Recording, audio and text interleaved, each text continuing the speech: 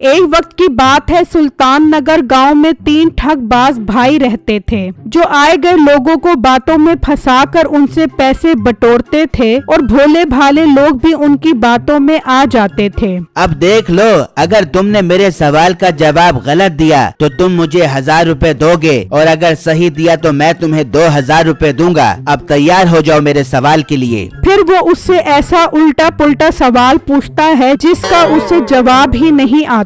अरे बाप रे बाप, ये कैसा सवाल है, इसका तो जवाब मेरे पास नहीं है। लाओ फिर दो मुझे 1000 रुपए। मेरे सवालों का जवाब देना कोई आसान काम नहीं है। फिर वो आदमी बुद्धू बन जाता है और उसे 1000 रुपए देकर चला जाता है। उन तीनों की ठगबाजियां पूरे गांव में मशहूर हो चुकी थीं। हाँ जी, लेकर आ गए हो खाने पीने का सामान। अरे भाग्य वाले कहाँ से लेके आता सामान, वो मनहूस बैठा मिल गया था मुझे, उसने बातों में ऐसा उलझा कर मुझसे 1000 रुपए ठग लिए। क्या आप उसे 1000 रुपए देकर आ गए हो? कोई अकल है आप में के नहीं? आपको पता भी है कि वो एक नंबर का ठगबाज है, पूरे गांव वाले उसको जानते हैं, तो आप उसकी बातों में कैसे आ गए? बेगम, उसने कहा कि अगर तुम सवालों का सही जवाब दोगे तो मैं तुम्हें 2000 रुपए दूंगा। मैंने सोचा जवाब तो मैं आराम से दे दूंगा, लेकिन उसने तो ऐसा सवाल पूछा कि उसका जवाब तो आइंस्टाइन का लड़का भी नहीं दे सकता, और फिर उसने मेरे से 1000 रुपए ठग लिए। हाय, अब मैं क्या करूं? कोई अकल नहीं है आपके दिमाग के अंदर। अब उन ठगबाजों का मसला हल करना पड़ेगा। मैं भी अपने भाई के पास जाती हूँ। फिर वो औरत घर से निकलती है और अपने भाई के घर आ जाती है। आओ बहन आओ, खैर तो है, इतनी परेशान क्यों लग रही हो? भाई आपको क्या बताऊं, आपके भंडवैये साहब मीठे के हाथों लुट कर आ गए हैं। बहन ये तुम क्या कह रही हो? फिर उनकी बहन उसे सारी बात बताती है। उसे भी ये बात सुनकर बहुत गुस्सा आता है। अच्छा तो ये बात है, ये ठगबाज लोग एक एक करके पूरे गांव वालों को चूना लगाते रहेंगे। अब इनका मसला हल करना पड़ेगा, वरना तो हम परेशानी में आ जाएंगे।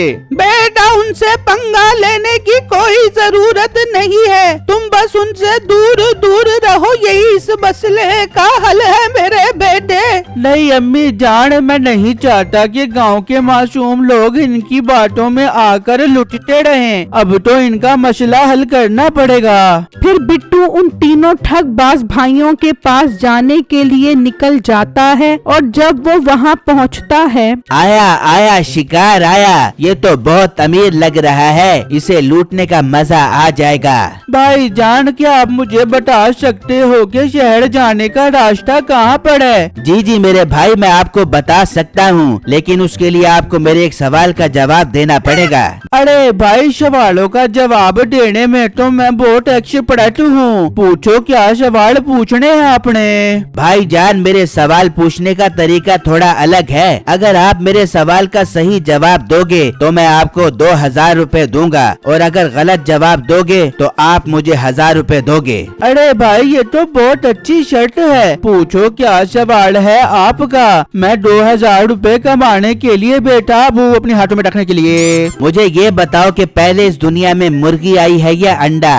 लो, इतना आसान सवाल भाई, पहले मुर्गी आई है, फिर उसने अंडा दिया है। लाओ 2000 रुपए दो। गलत जवाब, मुर्गी की अंडा देने के लिए मुर्गे का होना जरूरी है। अंडा ऐसे सोफे से पैदा नहीं हो जाता, पहले अंडा आया था, फिर सूरज की गर्मी की वजह से उसमें बच्चा बना और फिर मुर्गी पैदा हुई। लाओ दो मुझे 1000 रुपए दो। उसकी बात सुनकर बिट्टू हैरत में पड़ जाता है। अच्छा तो ये लोगों को इस तरह लूटते हैं? कोई नहीं बच्चों, मैं तुम्हारा मसला हल करता हूँ। फिर बिट्टू उसे 1000 रुपए दे देता है और वो उससे और सवाल पूछने लग जाते हैं। वहाँ मीठे की बीवी मीठे की बहन को कहती है, ओ कनमुही, जा कर देख, तेरे तेरे भाई ने कितने लोगों को ठग लिया है, जा जाके उससे पैसे लेके आ जा।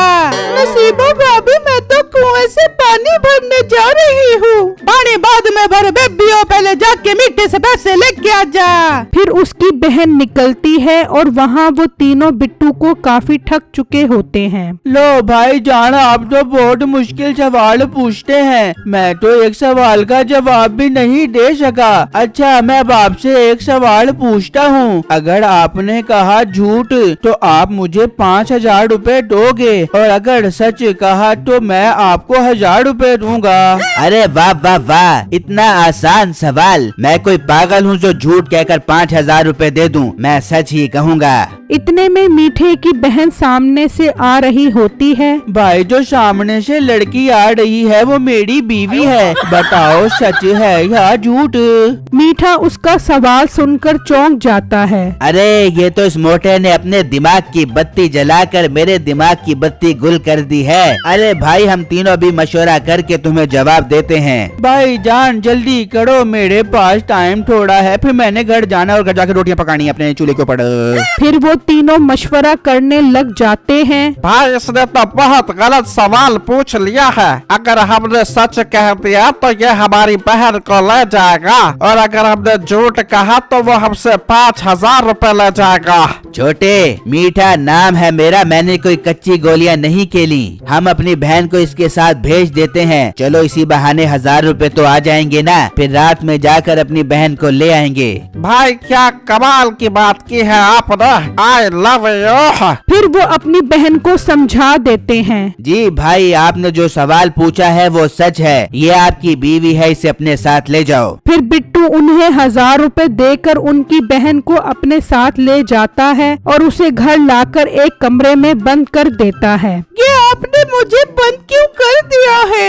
चुप कर जाओ, तुम और तुम्हारा भाई लोगों को बेवकूफ बना बना कर उनसे पैसे ठगते हो। अब मैं तुम सबको मजा चखाता हूँ। बिट्टू, मेरी बात सुनो, वो तीनों और उनकी बीवी ऐसी ही है। मैंने तो उन्हें बहुत समझाया है कि ये काम मत करो, ये काम गलत है, लेकिन वो मेरी कोई बात नहीं मानते। क्या तुम सच कह रही हो? हाँ बिट्टू, मुझे आपसे मोहब्बत हो गई है। मैं तो खुद उनसे जान छुड़वाना चाहती थी, तो देखो खुदा ने आपको मेरे पास भेज दिया है। वो आज रात को मुझे लेने आएंगे और इसी बहाने आपके घर से चोरी भी करेंगे। अच्छा, तो ये बात है। अब मुझे इनका मसला आज रात को ही हल करना पड़ेगा।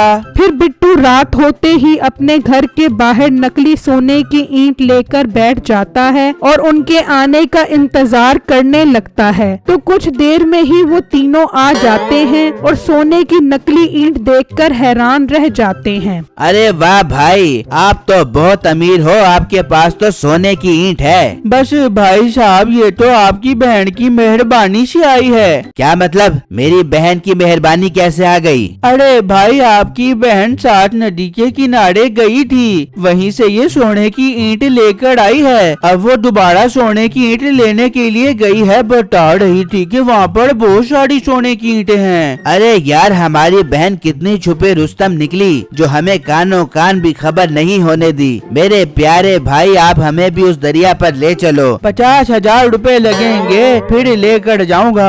50,000 क्या, मैं आपको 1,00,000 रुपए दूंगा। फिर बिट्टू उनसे 1,00,000 रुपए ले लेता है और उनको भी दरिया पर ले जाता है। ओ मोटी मज, चल यहाँ से निकल जा। 1,00,000 रुपए के पीछे तू हमें सोने की कान के पास लेकर आ गया है। भाई, तुम वहाँ से छलांग लगाओ और तुम यहाँ से, और अपनी बहन का दरिया में ही गला घोट दो, ताकि वो मजीद सोने की ईंटें ना निकाल सके। आज से हम उन सोने की ईंटों के मालिक हैं। फिर वो तीनों एक एक करके दरिया में छलांग लगा देते हैं। वो तीनों लालच में ये बात भी भूल जाते हैं कि उन्हें तो तैरना भी नहीं आता। हाय, मैं मर गया, मुझे तो तैरना भी नहीं आता, मुझे बचाओ। इतने में उसकी बहन भी आ जाती है। ये क्या, तुम पानी में नहीं हो क्या? तुमने अपने भाइयों के साथ धोखा किया है। ऐसे भाइयों की यही सजा है। फिर वो तीनों उसमें डूब जाते हैं और गांव वाले सुकून का सांस लेते हैं। मेरी वीडियो को लाइक और मेरे चैनल को सब्सक्राइब जरूर कीजिएगा और मुझे कमेंट बॉक्स में जरूर बताइएगा कि आपको मेरी स्टोरी कैसी लगी। शुक्रिया।